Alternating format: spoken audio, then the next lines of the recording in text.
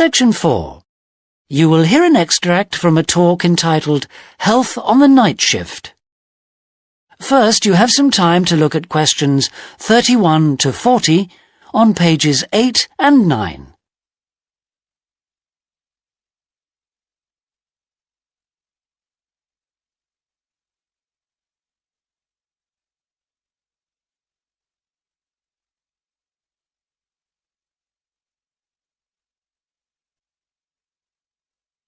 Now listen carefully and answer questions 31 to 40.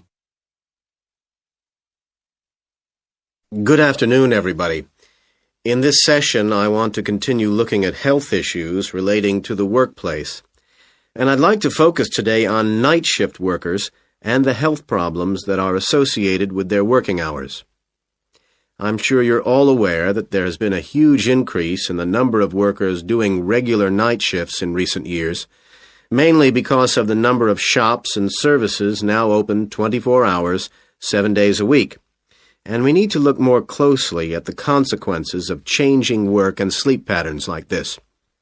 So that's what I'd like us to do today. Now, research that has been carried out in both the U.S. and Britain on night working suggests that it leads to a lot of health problems for the workers, and they point to three main reasons for this.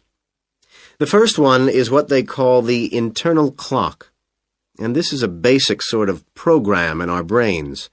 This tells us that at certain times we should feel hungry, at other times we should be awake, at other times we should be asleep, and so on. And it seems to be generally accepted by all the experts in the field that this clock is linked to not just our behavioral habits, but to cycles of light and dark, and that means that we're programmed to be awake when it's light, i.e. during the day, and asleep when it's dark. The second thing is that night workers are continually fighting against what is termed a sleep debt. And by this, the researchers mean that it's just practically impossible for them to get a sufficient amount of sleep in daylight hours. In fact, studies suggest that on average, night workers only get between 5 and 6 hours of sleep, rather than the 8 they need.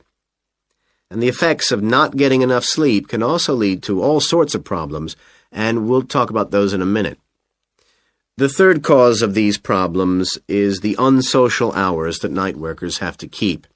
The fact that they are working when their families, their friends are sleeping, and vice versa. And that kind of dislocation from their social group can be very damaging.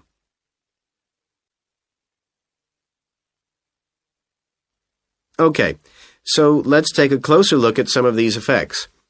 And if we have a look at the physical effects first, we can see that studies on long-term shift workers found that they were much more likely to get heart problems than day workers. In addition, there seems to be a very high incidence of stomach problems, for example, ulcers among night shift workers, and although this may be partly due to the wrong sort of diet, snacking on fast food, it can't be just explained by eating habits.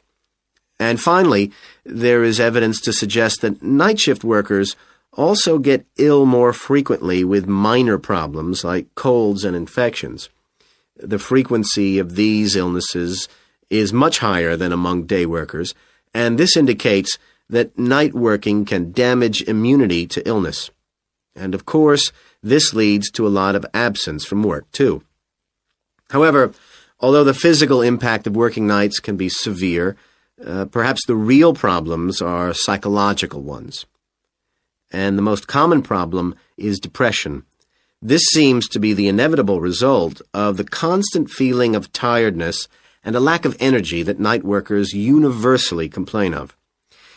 Secondly, there is a lot of evidence from accident statistics to suggest that mental abilities are badly affected, and that means, for example, decision-making ability and planning ability. And these are what control our performance. For example, we can see that the highest number of errors on the roads occur between 3 a.m. and 5 a.m., the point in our internal clock when we feel most sleepy.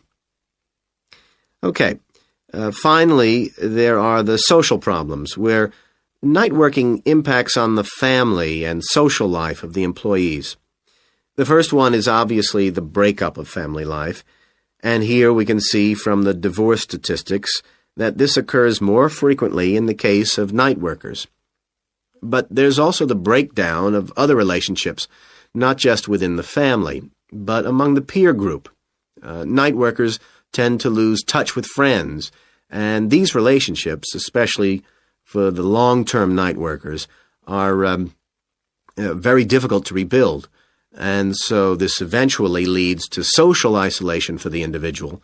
And of course, that has consequences for the whole community too. So we can begin to see the real cost of night working. What we need to do now is to look at how... That is the end of section 4. You now have half a minute to check your answers.